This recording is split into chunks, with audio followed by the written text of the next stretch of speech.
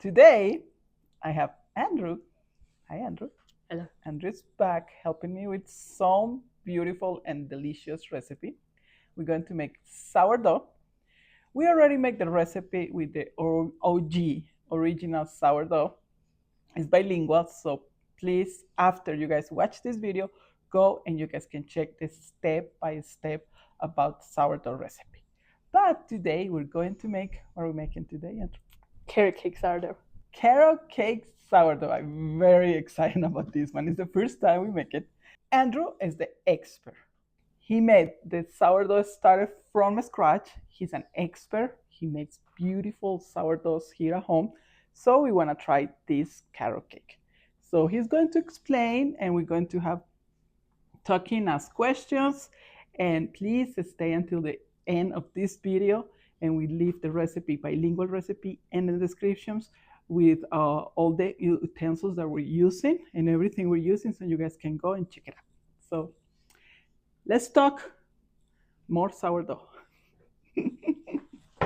Okay, Andrew, so where are we going to start? Okay, so last sourdough video, we made a base dough that's like unflavored and you can use for any purpose. This is going to be a base sweetened dough, and you can add any mix-ins you want that you think would go well with the sweetness. Sweetness is going to come from maple syrup or honey, any one you have. We have this maple syrup. You guys can buy it in Sam's and Costco. This is, you can tell, is an amber color, 100% pure organic maple syrup. When you guys are going to use ingredients for bread, sourdough, things like this, I recommend it. Buy the best quality you can find. Actually, in Sam's, this is, we pay like $9. Something like that, or $12. It's a really good price, and it's a very good maple syrup. If you don't have maple syrup, honey is also Honey really good. too. Mhm. And our last resort, brown sugar works. You want your starter to have been fed within the last 24 hours. You don't want like to pull your starter that's been in the fridge for the last 6 months and like dump that in. It could be within any state of its rise. It could be when it's peaked, below peaked, post peaked, doesn't really matter. So you want to explain really fast, because what I said in the beginning of the video, we have the whole recipe, but like how you started, just super How you quick. start really quick. Get like a mason jar with a coffee lid, filtered lid to get airflow. Put in equal parts bread flour and water. Mix that together. Take half of it out. Add in the same amount of bread flour and water. Mix that together. Dump that out. After about 5 days, you should start to see some bubble activity and should start rising. And just keep feeding it by dumping out like 90% of it, then filling it back up with flour and water, mixing it up, and waiting anywhere up to 24 hours. Quick question. When you start this, because we see a lot of recipes with the discard, you don't use discard until it's ready, right? Those you have to toss it. No, the discard in recipes is really to build volume, since it's a dormant sourdough. You're not really gonna get any yeast or rise out of it. And when it's I'm talking as when this is ready is when you start using it. The first 2 weeks they were you saying toss it. Yes, you don't use that. You know what I mean? You could use that. Oh, really? You don't like discard. There's so many discard recipes because people don't want to waste their discard. But it has nothing to do with its sourdoughness. But even in the beginning is my question. Yes, you can do that. Okay. It's just flour and water. Okay. You see, that's good. Then we ask questions because he's the expert. But only bake with it once your sourdough is able to double in size consistently. Oh, okay. And this is how old is this one? He's a little bit over a year. And he has a name. Sigismund. What is the name? Sigismund. Sigismund. So you can name your sourdough. You should name your sourdough. Give them personality. Yes. The second most important ingredient is your flour. You have a couple options. Bread flour is the best option. Second best option is unbleached all-purpose flour.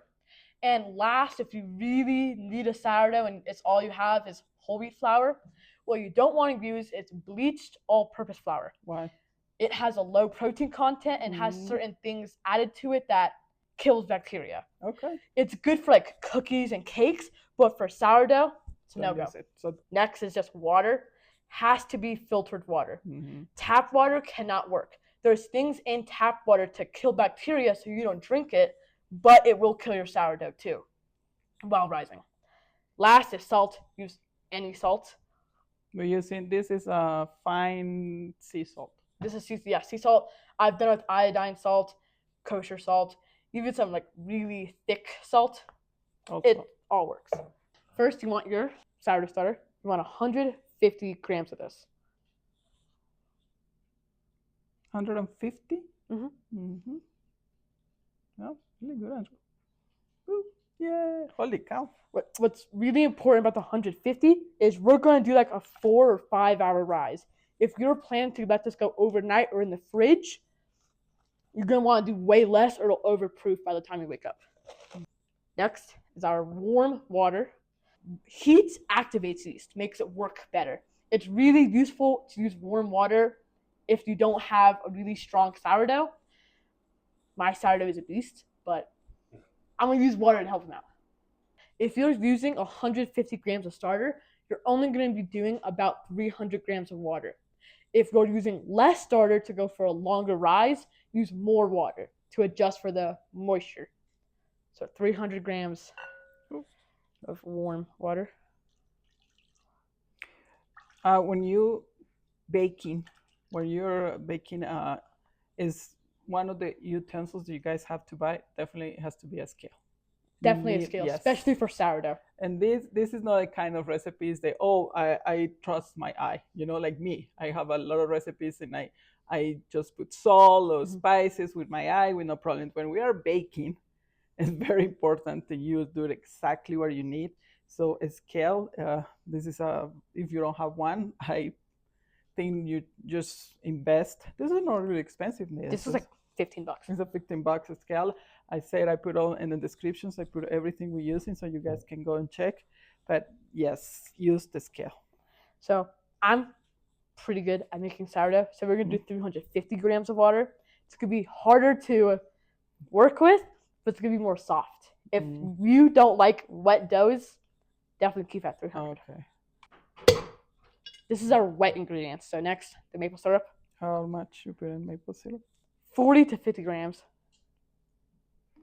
40? Mm-hmm. Wow. So 37, a little bit? Yeah. 47. Yeah. When you're making sourdough, try to avoid metal tools. Because actually, every time you work with everything. Yeah, if you see my kefir videos, I always use plastic or we're trying to avoid metal. So zero it out again. So we go back. Every time you're going to put a new ingredient, you put the scale back to 0.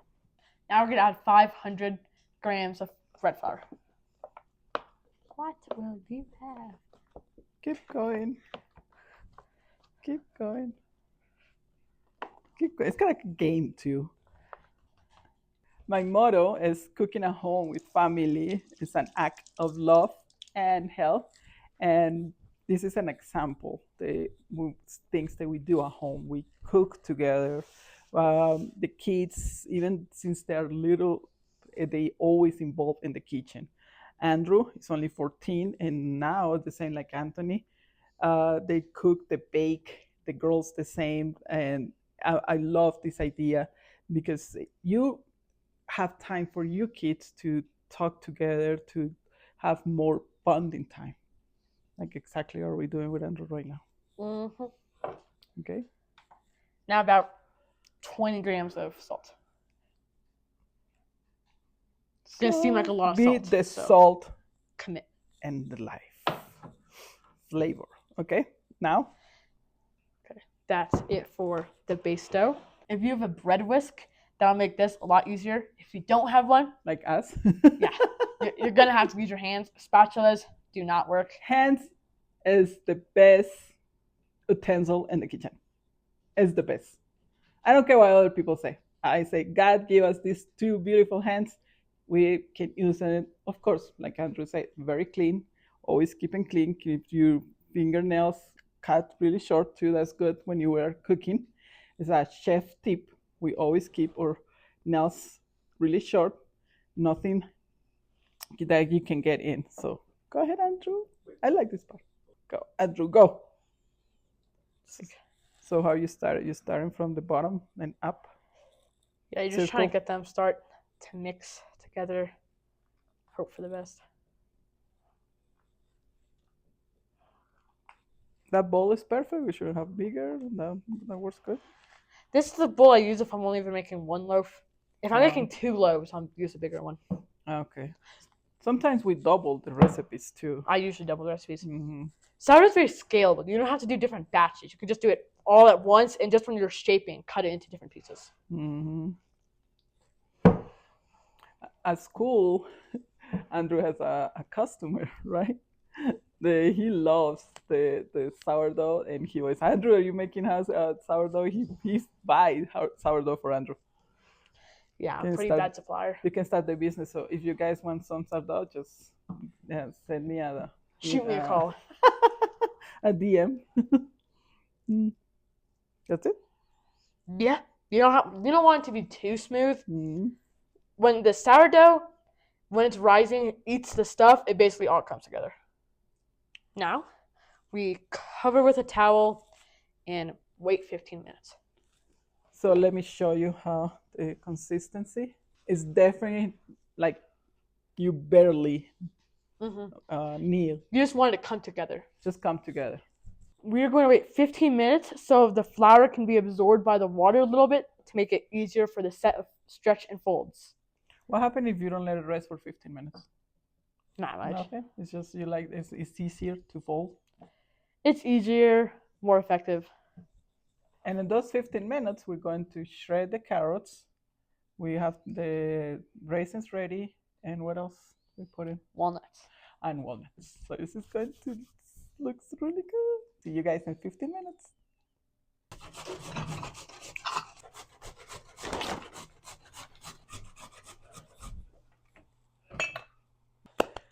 Fifteen, 20 minutes later, we are going to start folding. And we're going to put the ingredients for the carrot cake sourdough. Stretch and folds are done to build structure and gluten in the dough to make it stronger. The mix-ins are to flavor it in any way you want. There's 2 ways you can add mix-ins. One is during the stretch and folds. The second is during shaping. I prefer shaping, but since we have multiple mix-ins that we want to be evenly dispersed to be more cake-like, we're going to do it during the shaping and folding. There's no recipe for the mix-ins. Just do whatever your heart tells you. My heart said I want a lot of carrots, a lot of raisins, and a lot of nuts. That should be a good amount. We could always add more later. You can use golden raisins. Some people, they don't like raisins, but this recipe calls for raisins. I love raisins and bread. In Colombia, we made a lot of bread with raisins, and I have to say it's one of my favorites. I don't know why. So raisins, Andrew. Your mama likes raisins. Yeah. Stretch and folds are really simple. Just get in there, grab all the dough, and stretch and fold. You'll never believe where we get the name stretch and fold from. Doesn't matter. You make a little bit of a mess. It's okay. That's where you're cooking. Important thing is when you made a mess after, clean it. That's it. So you are like stretching out and we're in. In. If you have a really wet dough, the stretch and folds is going to be way more obvious its effect because it's going to be sticky and clingy to you. But then about the 3rd stretch and fold, it's going to be like not sticking to you perfectly fine. And that's it. That's it. We do have a second round of mix-ins next stretch and fold, but they're different mix-ins. It's because cinnamon can do weird stuff to your starter, so you have to add it in a unique way. Some essential ingredients for carrot cake is cinnamon, nutmeg, and spices. But they can do some weird stuff to your sourdough and its starter and its rise, so we have to add it in a different way. We'll do that during the second set of stretch and folds. Until then, cover with a towel and then rest for another 15 minutes. We'll be back. This is a spice blend of flour, sugar, cinnamon, allspice, and ginger. The reason we can't add the spices straight up is because cinnamon has weird properties that can end your sourdough and it won't rise. Diluting it with flour and sugar will help with that. To help it even more, we will be adding it in the last stretch and folds, not this one. That way the cinnamon doesn't have an opportunity to melt into the dough. Very smart, Andrew. Ta-da! Not much has happened, but important stuff is happening. It just doesn't look like it. It doesn't look like it. That was a good sound. Beautiful, Andrew. Turn 90 degrees.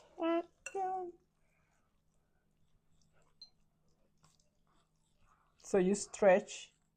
That's what you're doing, right? You stretch the dough. See, I can help. These are called coil folds. When you do the stretch and folds, it's going to become more squarey and difficult to stretch. So just grab it, let it hang a little bit, and That didn't do anything. It's okay. Now? Now, we wait another 15 minutes. Another 15 minutes. Ta-da! We decided not to add the cinnamon sugar until we get to the shaping stage. This way we can show you both the ways you can add mix-ins during the stretch and folds and the shaping. Start shaping once your bread is properly proofed. You'll notice because it'll be about doubled in size, and when you press on it, it comes up most of the way, but not all the way, and it shouldn't be sticky. You're going to want to flour your work surface, just in case the dough decides to be a little bit resistant. Scrape down the sides of your bowl, and that's fine. So now you want to get your hands a little bit floury too. You're going to want to spread this out as thin as you're willing to make it before the dough tears. If you're just doing a base recipe, this would be when you add the mix-ins. Chocolate chips, cinnamon, anything. Now we're going to add our flour, sugar, cinnamon, allspice, and ginger, the traditional spices of a carrot cake. That was 40 grams of sugar, 20 grams bread flour, teaspoon of cinnamon, half teaspoon allspice, half teaspoon ginger spice. Take this and just roll that up. Since we added the cinnamon during the shaping, it will have no chance to melt into the dough and ruin all of our hard work.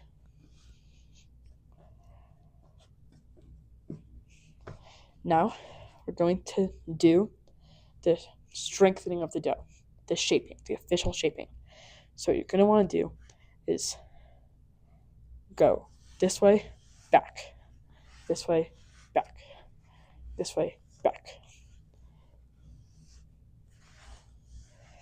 What we're doing is we're tucking in all the sides of the bread into the bottom, and then tucking the bottom into the sides and continuing. This is going to get all of our mix-ins properly mixed in, as you can see. Slowly just make sure you keep everything together to make sure it gets properly incorporated. And just do this for however long you please. Since our mix-in is powdery, I'll probably be doing this for a couple of minutes.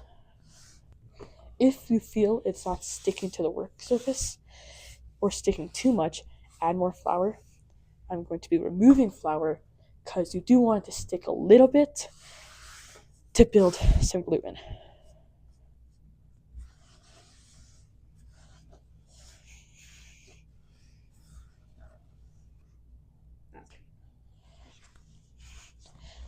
So if this was a normal loaf, you'd be seeing a whole bunch of nice big bubbles, but since we have so many mix-ins, they're a little bit shy.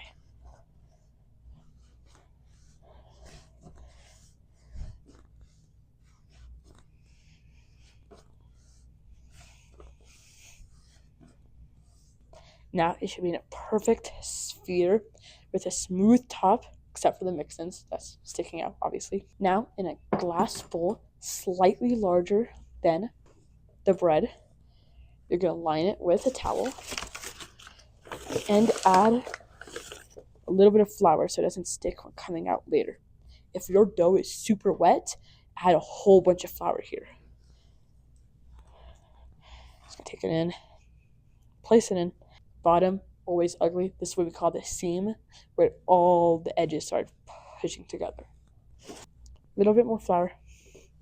And then we cover, and this is ready to cold proof. Which basically means it's going to go into the fridge from anywhere to 2 to 48 hours.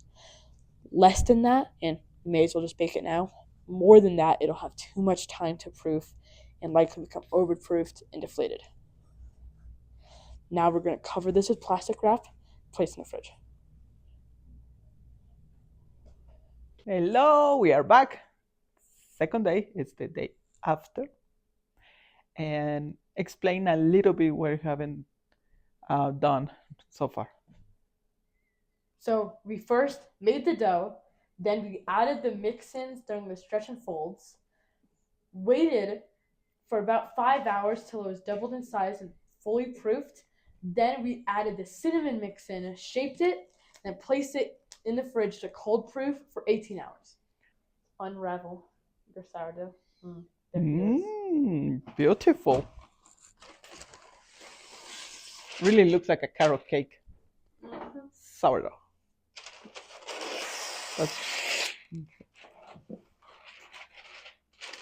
So we're using parchment paper. This is the paper that you use in the oven. Use parchment paper. No, a lot of people confuse parchment paper with wax paper. Wax paper burned in the oven. Don't use that one. Use parchment paper. Waxing paper is like wrap, meats and stuff. Parchment paper is the base. Now.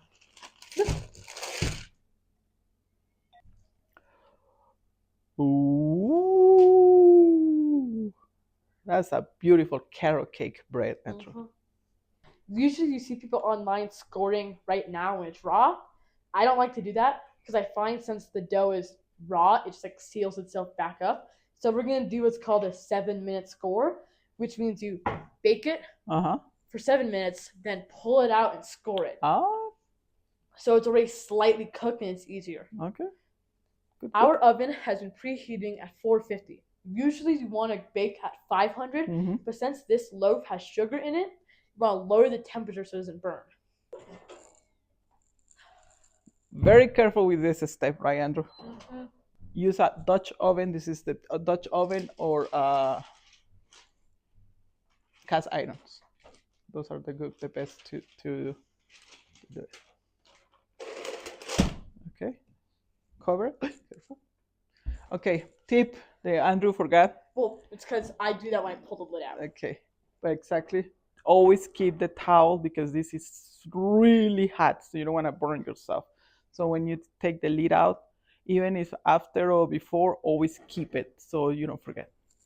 Also for everyone else in the kitchen. Yes. Now they know. Nobody knows exactly. This is what we're calling the safe tips in the kitchen. Okay.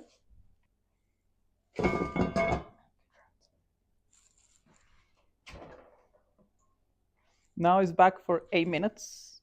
7? 7, 8, 9, 6. Doesn't really matter. It just needs to start cooking. So see you guys in 7 minutes.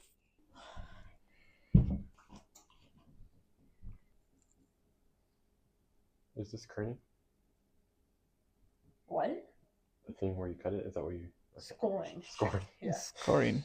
Riddle me this. What did you say? So where you score the bread? To let the steam escape and expand. You don't have to score. It will work the same, but it looks more appealing when it's scored. So now go back to the oven for 13 minutes? 13 more minutes for a total of 20. Cover. Go back to the oven. And after 20 minutes total, so right now it's 13 minutes, we uncover it and we put it back for another 20 minutes. Okay. Beautiful. Bye-bye, bread. 20 minutes. I mean, in total, right? Thank you. As a mom, always this part scares me. Now you set the oven to 400. For the same reason, right? Yes, you usually drop the temperature down during the second cook, and since it was already low, you drop it even lower.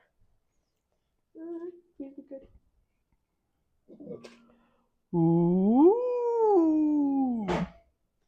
See, this is one way you can tell if your sourdough is successful. The seam should be opened. Mm-hmm. It's a pretty good seam right there. And now another 20 minutes uncovered. Another 20 uncovered, mostly to cook the top and give it that crunchy brownness. Perfect.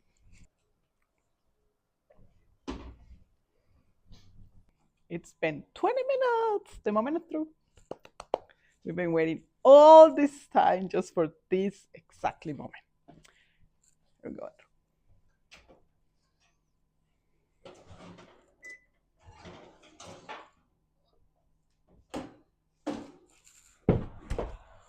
Ooh, okay. Now for the hardest exchange, dumping the loaf out. You're going to want to bake it for 25 or 30 minutes on the second cook because it's at a lower temperature. It's going to take a little bit longer.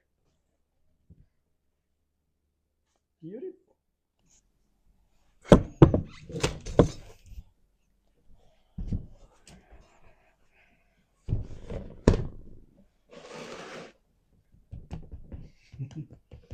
So now for how long you let it rest? 20 minutes minimum, hour most. Oh, that's so hot.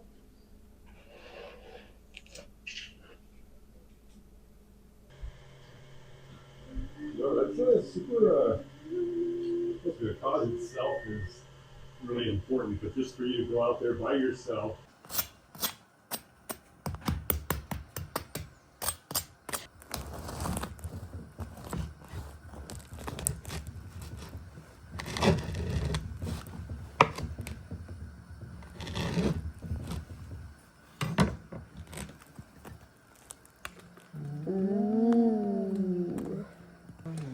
You can see like the cinnamon swirl, raisins, carrots.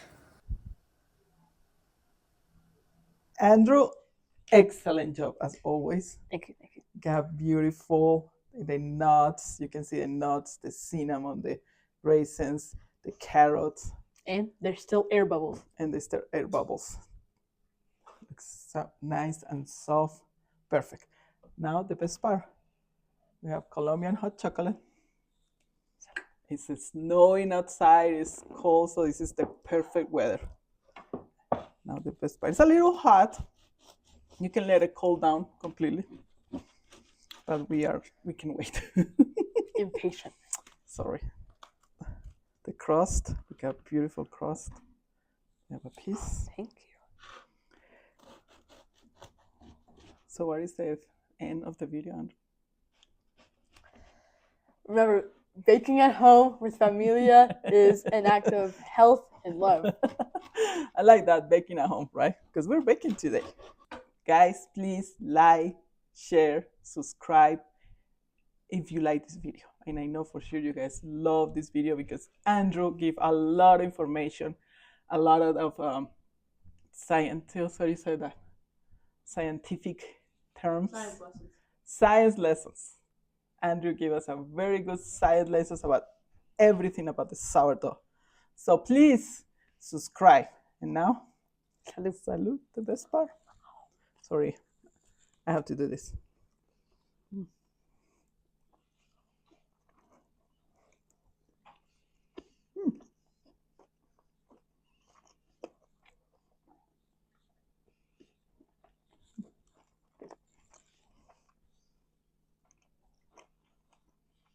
Best combination ever.